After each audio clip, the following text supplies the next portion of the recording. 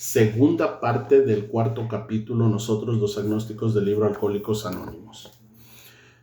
Solamente necesitábamos hacernos una breve pregunta.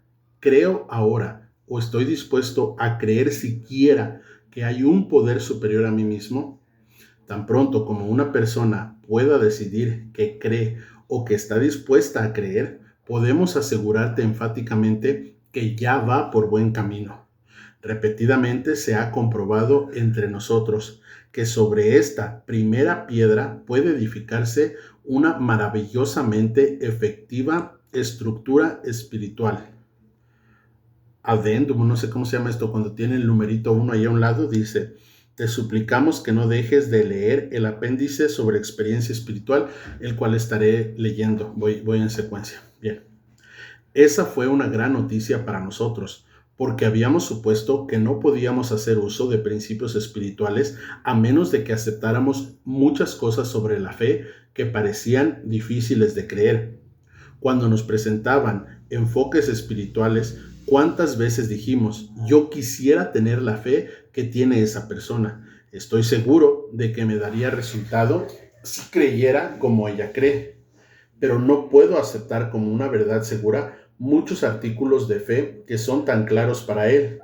Así que fue reconfortante aprender que podíamos empezar en un plan más sencillo.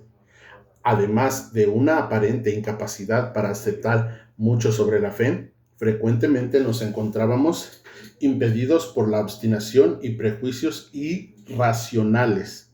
Muchos de nosotros hemos sido tan suspicaces que hasta la referencia casual a cosas espirituales nos hacía encrespar de antagonismo. Esta manera de pensar tuvo que ser abandonada, aunque algunos de nosotros nos resistimos. No encontramos muy difíciles desechar tales sentimientos. Viéndonos frente a la destrucción, pronto nos volvimos tan receptivos con los asuntos espirituales como habíamos tratado de ser con otras cuestiones. Muchos de nosotros hemos sido tan suspicaces que hasta la referencia casual a cosas espirituales nos hacía encrespar de antagonismo. Esta manera de pensar tuvo que ser abandonada, aunque algunos de nosotros nos resistimos. No encontramos muy difícil desechar tales sentimientos. Viéndonos frente a la destrucción, pronto nos volvimos tan receptivos con los asuntos espirituales como habíamos tratado de serlo con otras cuestiones. En este aspecto, el alcohol fue un instrumento efectivo de persuasión. Finalmente, a base de golpes, nos hizo entrar en razón. A veces resultaba un proceso tedioso. No le deseamos a nadie que dure con sus prejuicios tanto como nosotros. O sea, no querían aceptar los principios, las creencias espirituales al principio, hasta que a base de alcohol llegaron a un sufrimiento más gacho. Puede ser que el lector todavía se pregunte por qué debe creer en un poder superior a él mismo. Creemos que hay buenas razones para ello. Vamos a examinar algunas, recordando que el segundo paso dice: llegamos a creer que un poder superior a nosotros podía devolvernos el sano juicio. Aquí en este libro anteriormente dice que es un libro con intenciones espirituales y por lo tanto se va a hablar de Dios, pero comenzamos con la palabra poder superior. Bien. El individuo práctico de hoy en día da mucha importancia a los hechos y a los resultados. A pesar de eso, en el siglo XX se aceptan fácilmente teorías de todas clases, siempre que estén... Perdí mi separador. Acá está. Siempre y cuando estén sólidamente basadas en hechos. Tenemos numerosas teorías acerca de la electricidad. Por ejemplo, todos creen en ella sin un reproche ni una duda. Por ejemplo, ahí tengo la luz. El apagador está lejos, si no ahorita la apagara y la prendiera, pero bueno, en fin, ¿verdad? Entonces,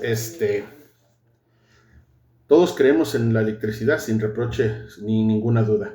¿Por qué esta fácil aceptación? Sencillamente porque es imposible explicar lo que vemos, sentimos dirigimos y usamos sin una suposición razonable como punto de partida, sencillamente porque es imposible explicar lo que vemos, sentimos. Dirigimos y usamos sin una suposición razonable como punto de partida. En la actualidad todos creen en docenas de suposiciones de las que hay buena evidencia, pero ningún testimonio visual perfecto. Y en la actualidad todos creen en docenas de suposiciones de las que hay buena evidencia, pero ningún testimonio visual perfecto. Nada que se pueda ver con perfecto, como cuando yo presiono el apagador y se apaga la luz, o lo presiono y se prende. Bien. Y no demuestra la ciencia que el testimonio visual es el más inseguro. O sea, la ciencia dice, creo que también en las cortes en los tribunales, en los juicios, sí, pues donde va uno con el juez en un juicio se llama, creo, el testigo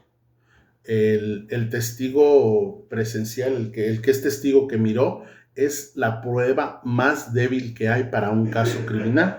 No sé dónde leí eso, pero es real. Bien, y no demuestra la ciencia que el testimonio visual es el más inseguro.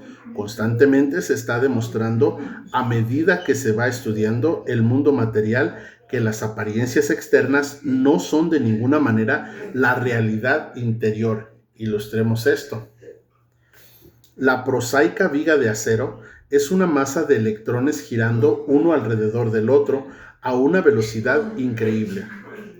Estos cuerpos insignificantes son gobernados por leyes precisas y estas leyes son válidas en todo el mundo material.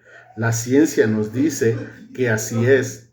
No tenemos ninguna razón para dudarlo, pero cuando se sugiere la perfectamente lógica suposición de que detrás del mundo material, tal como lo vemos, hay una inteligencia todopoderosa, dirigente y creadora, ahí mismo salta a la superficie nuestra perversa vanidad y laboriosamente nos dedicamos a convencernos de que no es así. Leemos libros atiborrados de pedante erudición y nos enfrascamos en discusiones pomposas pensando que no necesitamos de ningún Dios para explicarnos o comprender este universo. Si fuesen ciertas nuestras pretensiones, resultaría de ellas que la vida se originó de la nada, que no tiene ningún significado y que va hacia la nada. En vez de considerarnos como agentes inteligentes, puntas de flecha de la siempre progresiva creación de Dios, nosotros los agnósticos y los ateos preferimos creer que nuestra inteligencia humana es la última palabra, alfa y omega, principio y fin de todo. ¿No parece algo vanidoso de nuestra parte? Bien, hasta aquí la segunda parte del capítulo Nosotros los agnósticos. Para mí muy interesante, muy poco opino como en otros capítulos porque pues ya tendría que dar mis puntos de vista personales que a veces están muy alejados de esto, ¿verdad? Esto comprendamos que fue escrito en 1939 y que la mayoría de estos hombres y mujeres pues eran personas profesionales. Yo soy una persona que terminó sus estudios de bachilleres o de preparatoria o en inglés de high school, bueno, GED en una prisión, ¿me entiendes?